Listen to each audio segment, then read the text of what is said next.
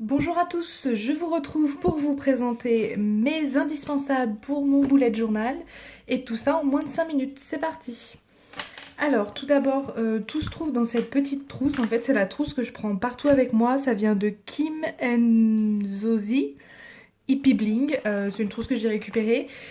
Tout est dans cette pochette, c'est-à-dire tout ce dont j'ai besoin pour mettre à jour mon bullet journal tous les jours, donc souvent c'est au travail. Tout est là-dedans. Le reste, ce dont je me sers vraiment pour mettre en forme mon bullet journal tous les mois est sur mon bureau parce que j'ai pas besoin de le transporter, donc je laisse tout sur mon bureau, ça évite de m'encombrer.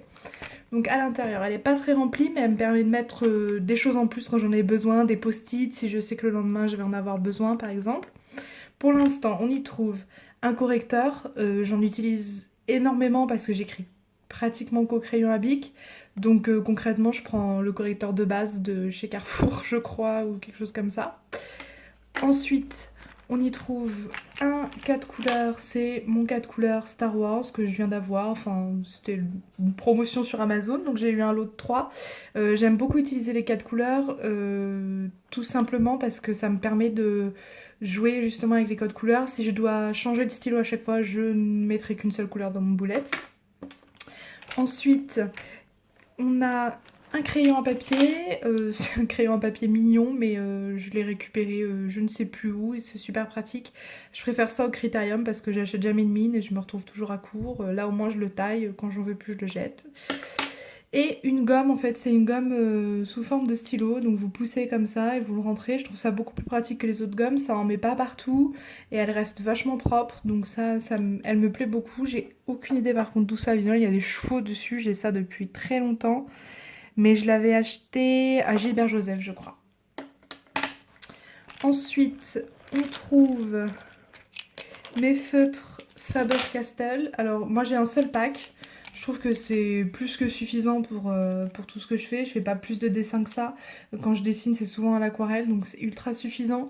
Donc j'ai pris, je crois que c'était le pack pastel, et donc j'ai eu les 6 pour 20 ou 25 euros. C'est assez cher, mais c'est de la très bonne qualité.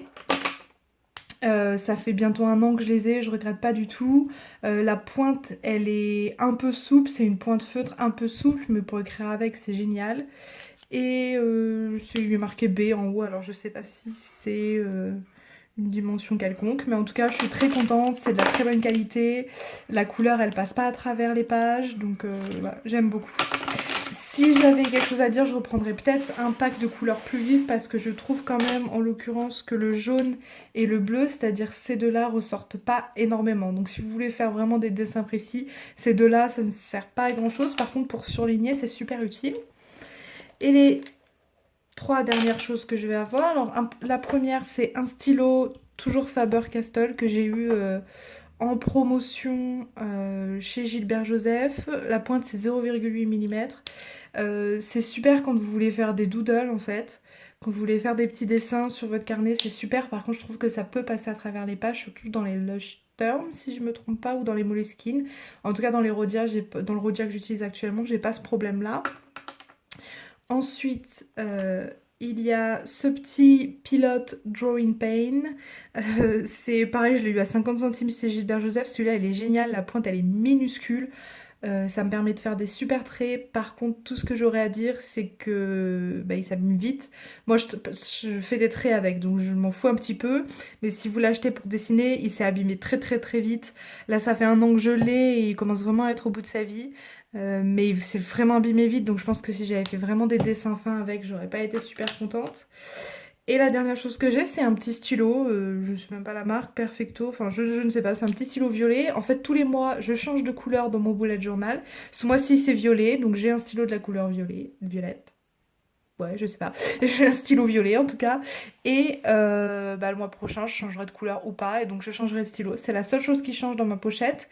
Parfois, si je sais que le lendemain, je vais avoir beaucoup de temps, je rajoute des post-it dans ma petite trousse. Mais sinon, c'est vraiment tout ce que je transporte pour que ce soit le plus petit possible et le plus facile à transporter. Voilà, c'est tout pour nous aujourd'hui. Je vous souhaite une belle journée.